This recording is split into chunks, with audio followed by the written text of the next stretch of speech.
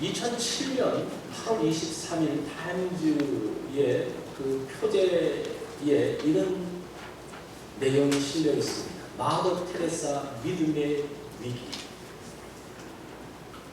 이 마더 테레사는 1979년 12월 11일에 노벨 평화상을 받습니다. 그가 노벨 평화상을 이제 받기 위해서 갔을 때에 그 인도의 그 사라 옷을 입고 수상 소감을 다음과 같이 이야기를 했습니다. 우리는 결코 하나님을 사랑한다고 하면서 이웃을 사랑할 수는 없다고 말해서는 안 됩니다. 십자가상에서 죽으신 그는 먼저 배고픈 자, 벌거벗은 자, 집 없는 자 중에 오신 분입니다. 따라서 우리는 바로 그런 이들 가운데서 그리스도를 찾아야 합니다. 그리스도는 어디에나 계십니까? 그는 우리 마음에 계시며 우리가 만나는 가난한 이들 가운데 계시며 우리가 주고받는 미소 가운데 계십니다. 그런 연설을 했습니다. 사람들은 그 연설에 많은 감동을 받았습니다. 그런데 이 타임즈는 뭐라고 이야기하고 있는 거 아니? 이 마더 테레사가 노벨 평화상을 받기 3개월 전까지 자신이 알고 지냈던 마이클 반 델 피트라는 사제와 주고받은 편지에서 그 테레사가 자신의 믿음의 고뇌에 대해서 이야기를 하고 있습니다.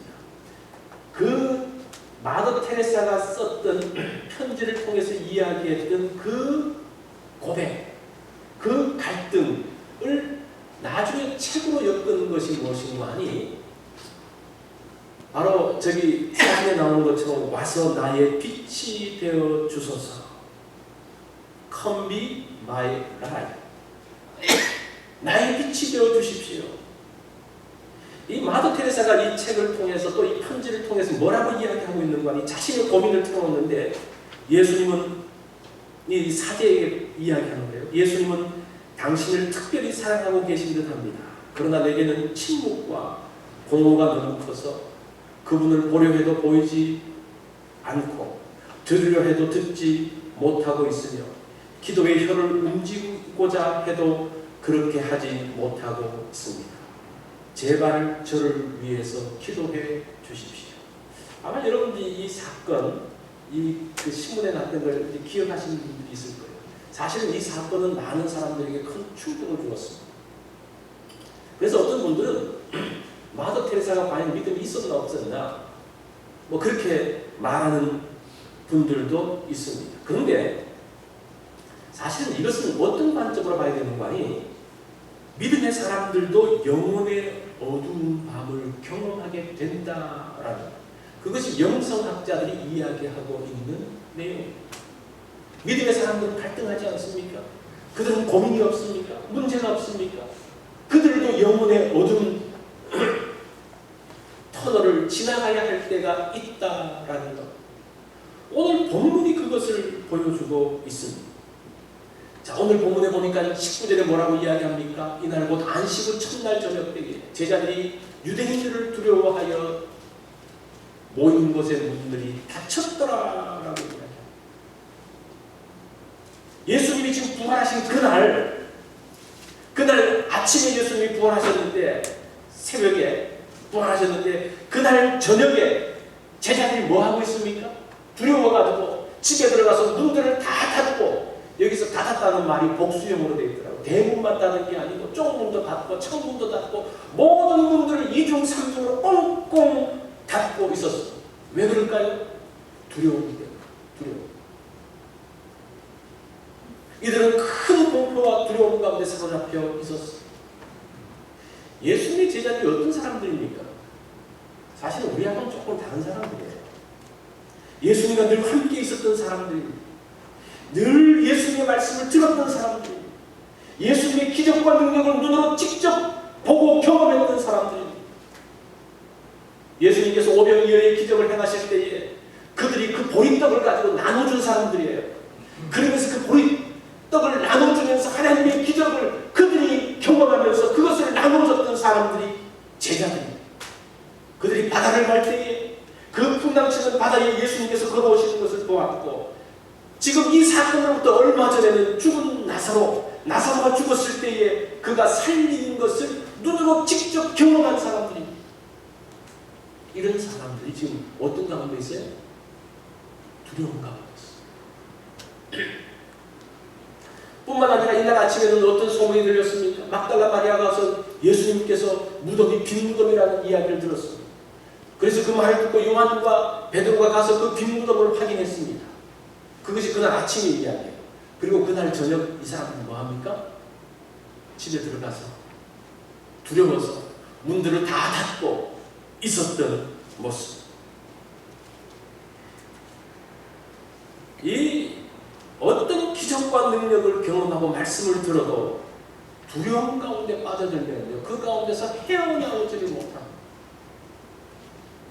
그것은 믿음의 사람이나 그렇지 않은 사람이나 다 마찬가지입니다. 이 두려움이라는 것이 그렇게 크게 우리를 지배하고 있는 것을, 이렇게 두려움에 빠진 제자들에게 부활하신 예수님이 나타나셨어요. 그리고 예수님이 제일 먼저 하신 말이 뭡니까? 무슨 말을 하세요? 평강에 대한 이야기를. 너희에게 평강이 있을지어다. 너희에게 평강이 있을지어다. 이 평강은 예수님께서 부활의 첫 메시지로 주셨는데, 누구에게 주신 겁니까? 두려움 가운데 있는 제자들에게 주셨던 첫 번째 메시지가 평강입니다. 영혼의 암흑기를 지내는 마더 테레사에게, 두려움에 사로잡힌 제자들에게, 오늘날 불확실성의 시대를 살고 있는 우리들에게 필요한 말씀이 뭡니까? 평강. 성경은 평강, 평화, 평안, 이 다 같은 말이거든요. 그것에 대해서 많이 말씀하고 있습니다. 이 평강이면 무엇인가? 특별히 히브리 사람들은, 이스라엘 사람들은 이 평강, 샬롬에 대한 이야기를 많이 합니다. 이 샬롬은 뜻 그대로 평안, 평강, 평화라는 뜻입니다. 이 샬롬은 힘에 기초한 평화가 아니라 하나님의 은총으로 인한 평화를 이야기하고 있습니다. 사실은 평화로우려고 그러면 뭐가 있어야 됩니까? 힘이 있어야 돼요. 힘이 없으면 평화가 없습니다. 이게 세상이 주는 대표적인 평화의 모습입니다. 권력 있고 돈이 있으면 평화가 옵니다. 자기 집에도 평화가 오고 그 주변에도 평화가 와요. 그런데 이런 조건적인 평화는 그 권력과 돈에 문제가 생기면 바로 뭐가 생기는 겁니까? 그 평화가 깨어지는 문제가 있습니다. 오늘 요한복음은 두 개의 평화를 이야기하고 있는데, 두 개의 평화가, 하나는 샬롬이라는 평화고 하나는 팍스라는 평화입니다. 이 둘 다 평화라는 뜻인데 사실은 그 의미가 조금 다릅니다. 로마가 추구하는 것도 평화였습니다. 팍스 로마나, 이게 뭡니까?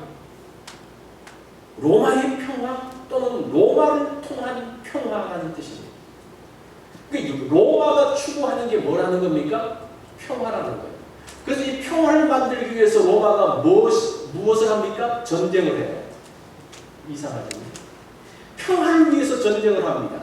그래서 로마가 추구하는 팍스 로마나라는 것은 힘을 가지고 만들어내는 평화입니다. 그래서 그 앞에서 끽소리도 못해요. 이런 평화를 무슨 평화라는 거 아니? 공동묘지의 평화다라고 이야기합니다. 로마 국민 앞에서는 한 말도 못합니다. 우리가 성경에 보면 빌라도가 죄 없는 예수님을 죽이는데 왜 죽입니까? 평화를 위해서 죽여요. 팍스 로마나가 그런 거예요. 유대인들이 죽이서 그냥 안 그러면 폭동이 난 것 같으니까 죄 없는 사람도 하나님의 희생양으로 죽여버려서 무엇을 만드는 겁니까? 평화를 만들어요. 이게 지금 세상이 말하고 있는 팍스 로마나, 힘으로 만들고 있는 평화를 이야기하고 있습니다. 그러나 부활의 주님이 우리에게 주시는 평화는 그런 평화가 아닙니다. 이 평화 샬롬이라는 것은 하나님의 은혜로부터 오는 평화를 이야기합니다. 그래서 그 마음 가운데 어떤 조건 때문이 아니라 그 마음 가운데 하나님의 은혜가 임함으로 인해서 솟아나는 그 평안, 기쁨을 말하고 있습니다. 사실 오늘 예수님께서 말씀하신 그 평화도 그런 평화예요. 예수님이 내가 로마를 다 떼어 부술 테니까 아마 평화가 올 거야. 그런 식의 평화를 말하는 게 아니죠. 하나님의 은혜로 인해서 그 심령 가운데 일어나는 평화를 말하고 있습니다. 자, 오늘은 우리가 이 평화, 하늘이 주시는 평화가 무엇인지에 대해서 살펴보려고 합니다. 오늘 본문을 잘 읽어보면요. 너희에게 평안이 있을지어다 라는 단어가 3번 나옵니다. 근데 그 단어 주변을 잘 살펴보면요. 예수님이 주시는 평강, 하늘로부터는 평강이 무엇인지가 나오고 있습니다. 오늘 우리가 그 평강을 찾아보겠습니다. 자, 첫 번째 이 평강은 두려움을 극복하게 합니다. 19절 말씀을 보니까 뭐라고 말합니까? 예수께서 오사 서서 이르시되 너희에게 평강이 있을지어다. 이 말씀을 하시고 손과 옆구리를 보이시니 제자들이 주를 보고 기뻐하더라. 이 두려움 가운데 있는 제자들에게 예수님께서 말씀하신 것이 평강입니다. 평강이 너희에게 있을지어다. 제자들이 그 말씀을 듣고 주를 보고 기뻐했다라고 말합니다. 신앙이 뭡니까? 신앙은 두려움의 빗장을 걷어냅니다. 큰 두려움, 의심과 불신의 벽을 뛰어넘는 것이 신앙이에요. 그것이 믿음입니다. 부활의 주님이 하신 일이 뭡니까? 그 두려움의 빗장을 꺾어버리십니다. 그 모든 불신과 불안의 그 모든 벽들을 뛰어넘게 만드십니다. 제자들이 두려움을 뛰어넘었다는 것을 알 수 있는 게 뭡니까? 그 말씀을 듣고 그들이 어떻게 했다고 말합니까? 기뻐했다라고 이야기합니다. 이 기뻐한다는 단어, 이 단어가 헬라어로는 카이로라는 단어인데 이건 명사형이 되면 카라가 됩니다. 그리고 여기서 카리스 그러면 은혜라는 단어가 만들어져요. 카리스마 그러면 은사라는 단어가 만들어져요. 그러니까 이 기쁨이라는 단어에서 하나님의 은혜, 하나님께서 우리에게 주시는 선물인 은사, 그 모든 것들이 하나로 연결되어져 하나님께서 우리에게 주시는 그 은혜로 인한 기쁨, 그 기쁨 가운데 있을 때 주시는 하나님의 은혜, 그것이 바로 기쁨입니다. 그 기쁨은 평강으로부터 우리에게 주어지는 것. 그래서 이 성경에 나오는 용례들을 살펴보면요, 이 카이로라는 단어가, 이 기쁨이라는 단어가 기뻐하다, 즐거워하다, 좋아하다라는 단어뿐만 아니라 무난하다 이런 단어도 쓰더라고요. 그러니까 인사할 때 기쁨이 있습니까? 이렇게 샬롬 이렇게 하듯이 카라 뭐 기쁨이 있습니까? 이렇게 문안을 하기도 하는 것을 봅니다. 자, 이 두려움과 문제, 어려움 속에서도 우리가 기뻐할 수 있다면 그 사람은 두려움을 극복한 사람이라고 말할 수 있습니다. 그것이 주님께서 주셨던 평강이라고 이야기합니다. 사도행전 5장 41절에 보면 예수님의 부활을 전하던 제자들이 유대인들에게 잡혀서 감옥에 갇힙니다. 매를 맞습니다. 그런 힘든 가운데서 제자들이 그 매를 맞고 풀려나면서 무슨 말을 하는 거 아니? 사도들이 그 이름을 위하여 능력받는 일에 합당한 자로 여기심을 어떻게 했다? 기뻐하면서 공의 앞을 떠나니라. 그들이 예수 그리스도의 복음을 전하는 것 때문에 옥에 갇히고 고통당하고 어려운 가운데 있지만 그 가운데서도 어떻게 했다고 말합니까? 기뻐했다는 게 그게 뭡니까? 평강의 모습이에요. 이 평강이라는 것은 어떤 환경들 때문에 오는 것이 아니라는 겁니다. 환경이 아직도 해결되어지지 않고 문제가 있고 아직도 고통 가운데 있더라도 그것을 뛰어넘을 수 있는 것이 뭐라는 겁니까? 평강이라는 거예요. 그 모습은 뭐로 나타납니까? 기쁨으로 나타난다는 겁니다. 이것이 제자들에게 주셨던 그 평강이에요. 그 평강으로 인해서 제자들은 두려움을 극복하게 됩니다. 자, 두 번째 평강은 평강을 전하게 됩니다. 이 굉장히 중요한데 21절에 보니까 예수께서 또 이르시되 너희에게 평강이 있을지어다. 아버지께서 나를 보내신 것 같이 나도 너희를 보내노라.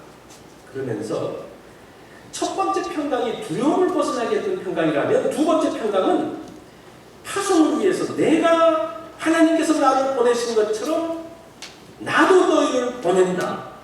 하나님께서 나를 통해서 평강을 선포했던 것처럼 나도 너희를 보내서 평강을 선포하게 한다.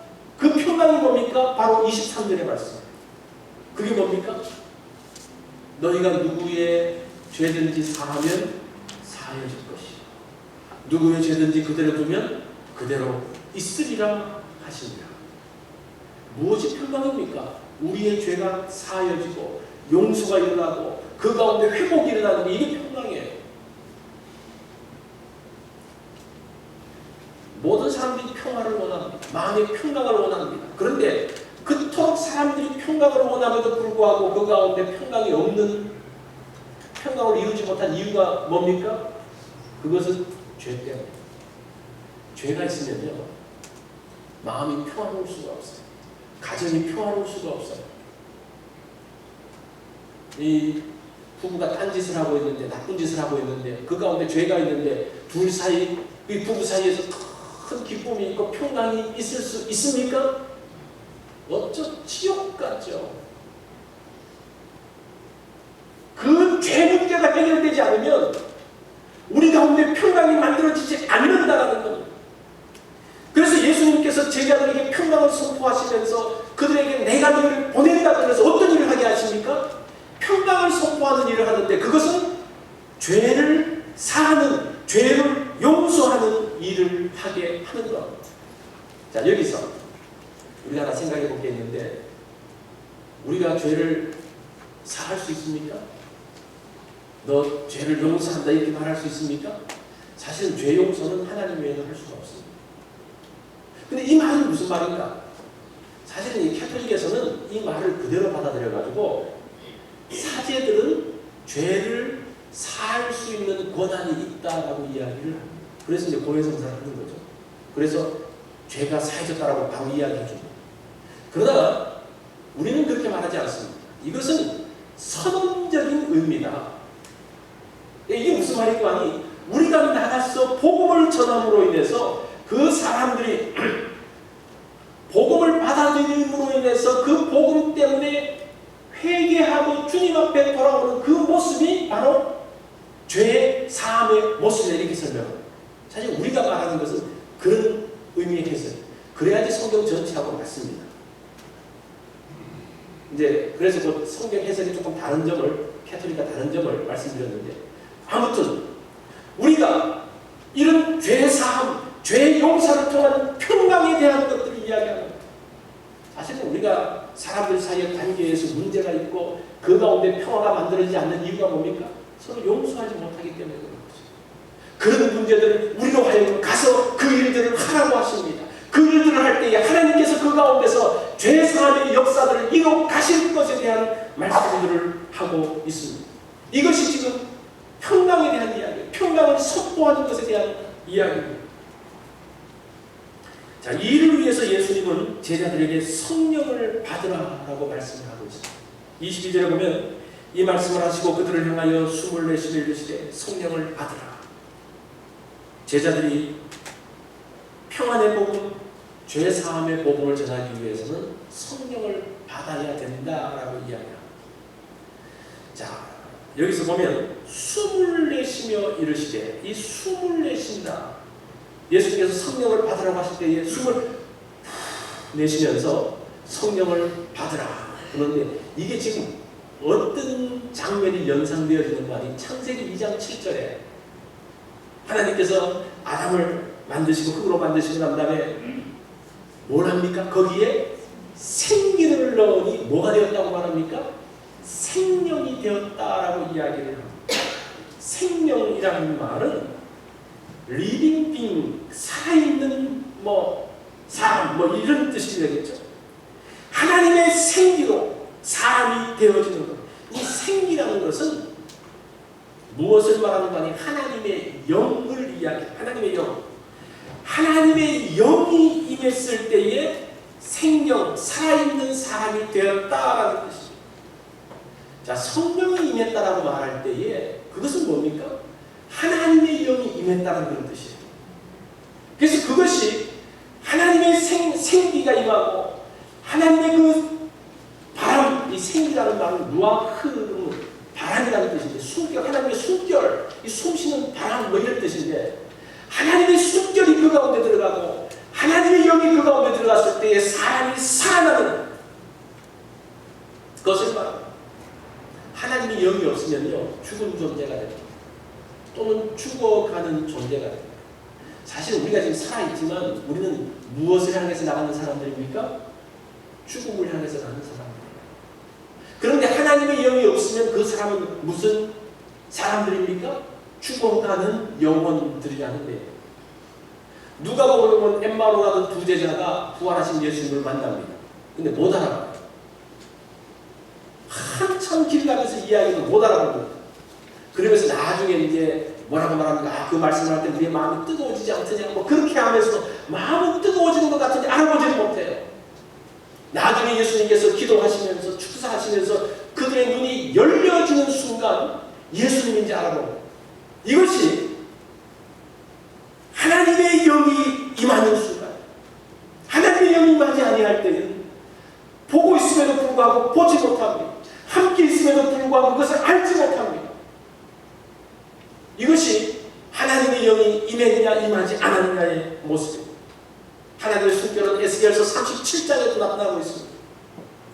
골짜기에 널려있던 뼈들이 하나님께서 말씀하시니까 어떡합니까? 그 뼈들이 그냥 흩어졌던 뼈들이 하면서 뼈들이 그냥 맞춰지기 시작합니다. 또 있으니까 그 뼈에 힘줄이 붙고 살이 붙고 가죽이 붙으면서 사람의 모습으로 나타나기 시작합니다. 그렇지만 그들은 여전히 뭡니까? 시체예요. 아무런 활동을 하지 못합니다.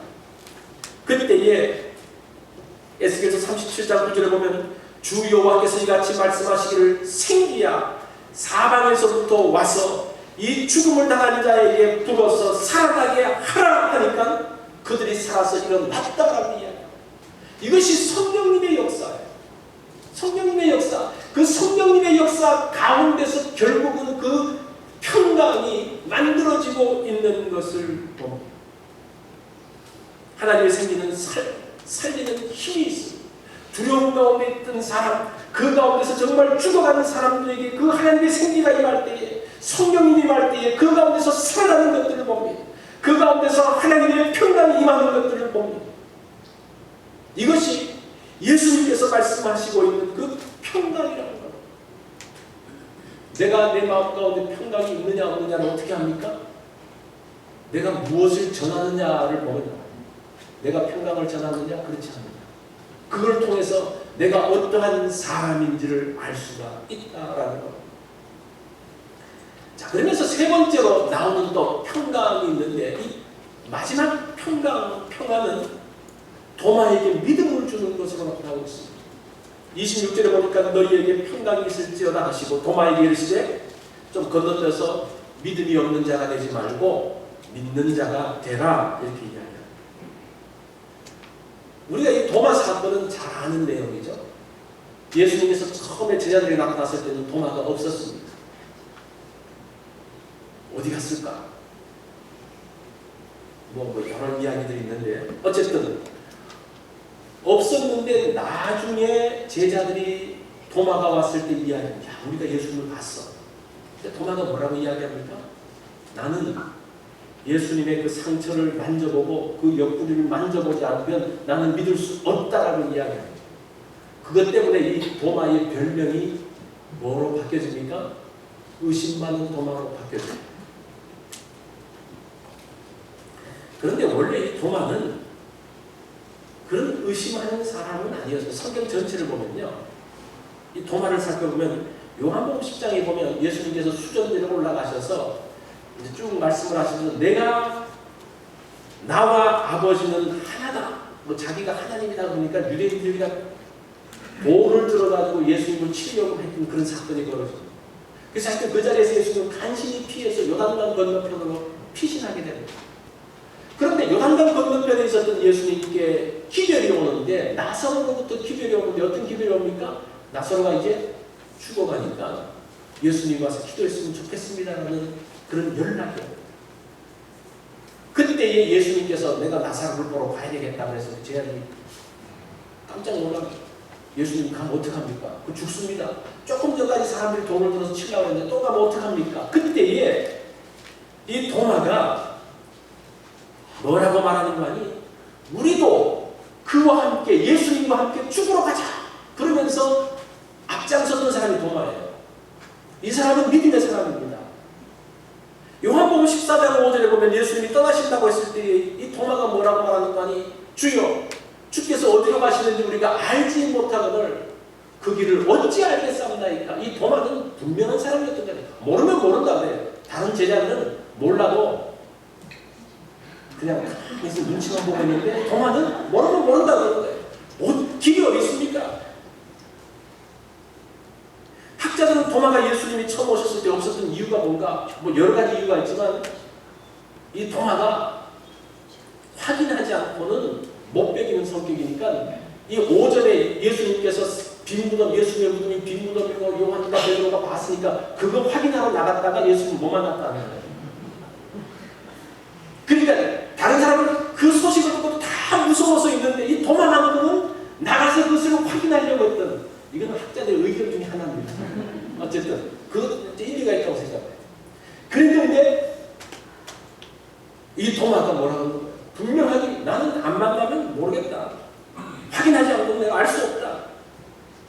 이 17세기 화가들이 부활하신 예수님을 그렸습니다. 하나는 렘브란트가 부활하신 예수님을 그렸는데 그 그림은 깜짝 놀라는, 예수님이 나타났을 때 깜짝 놀라는 그 모습을 렘브란트는 그립니다. 근데 그거보다 한 20년, 한 20, 30년 전에 있었던 화가 중에 한 사람, 카라바지오라는 사람이 그린 그 그림에 보면 의심하는 도마라는 그림을 그렸는데, 이 그림을 보면요, 도마가 예수님의 옆구리에 손가락을 넣는, 잘 보입니까? 지금 여기 상처에 손가락을 콕 집어넣죠. 그거를 이 사람은 그렸어요. 어떤 사람은 이게 무슨 그림이 잘못됐냐, 풀냐. 사실은 성경에는 집어넣었다는 말은 없는데 아마 이 카라바지오가 도마가 정말 손가락을 집어넣을 것 같은 사람이라는 그런 마음에서 그림을 그렸던 것 같아요. 도마가 손가락으로 예수님의 상처를 해주는 동안 다른 제자들 한번 보세요. 그것을 그냥 많이 쳐다봅니다. 이 다른 제자들은 집어넣겠다 말은 감히 못하고 도마가 집어넣을 때 그냥 그거 보는, 도마가 그런 사람이었어요.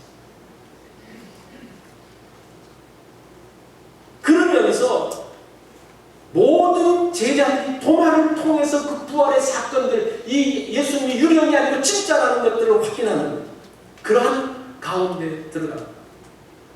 인도에 가면 그 서남쪽에 케랄라주라는 곳이 있는데 거기에 있는 사람들은 기독교를 도마교라고 이야기를 합니다. 왜냐하면 도마가 거기 가서 복음을 전했기 때문에. 이 도마가 뭐라고 이야기합니까? 예수님, 부활하신 예수님을 보고 난 다음에 나의 주, 나의 하나님이다. 그러면서 도마가 내가 그렇게 의심했다는 것을 자복하면서 예수님, 저는 제자들 가운데서 가장 멀리 가서 주님의 말씀을 땅끝까지 전하겠습니다 라는 말을 하고 도마가 인도까지 갔다라고 이야기를 하고 있습니다. 그래서 그곳 사람들은 기독교의 별칭을 도마교라고 부르면서 도마 기념교회가 거기에 있는 것을 봅니다. 이것이 주님이 주시는 평안이에요. 의심하고 내가 두 눈으로 확인하지 않고 손으로 만져보고 확인하지 않고는 믿지 못하겠던 사람을, 그 사람의 마음을 바꾸시는 것이 뭡니까? 하나님의 평강이라고 이야기를 하고 있습니다. 자, 아무리 의심하고 아무리 믿지 못하고 하는 가운데도 주님의 평강은 뭐라고 했습니까? 은혜라고 했잖아요. 그 하늘로부터 은혜가 그 가운데 임할 때에 그 사람이 어떤 사람으로 바뀌어집니까?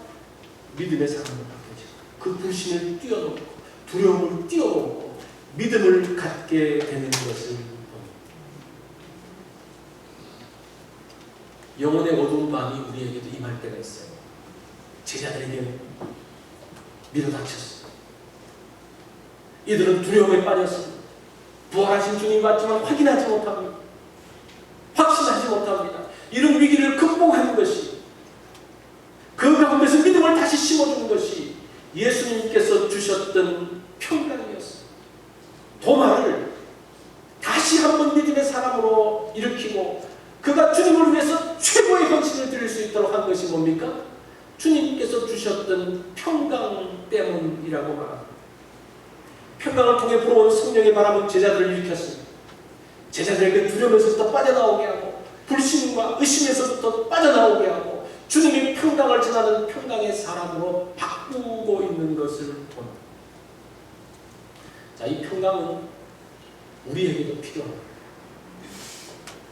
마더 테레사에게만 필요한 것이 아니라 그 당시 제자들에게만 필요한 것이 아니라 우리에게도 필요한 것이 평강입니다. 여러분들 어떤 두려움들이 있습니까? 어떤 불신들이 있습니까? 어떤 염려들이 있습니까? 그것을 뛰어넘을 수 있는 것들은 하나님의 평강, 하나님의 평강. 여러분들 오늘 이 말씀을 통해서 하나님의 평강에 대한 간절한 사모함이 있기를 바랍니다. 성령님께서 주시는 그 평강을 인해서 우리가 정말 평강의 사람이 되어지고 평강을 나누어주는 그러한 복된 사람들이 되어지기를 바랍니다. 우리 다 같이 기도하겠습니다. 오늘 우리가 이 말씀을 들으면서 한번 평강의 주님에게 우리 한번 다 같이 가보시지 않겠습니까?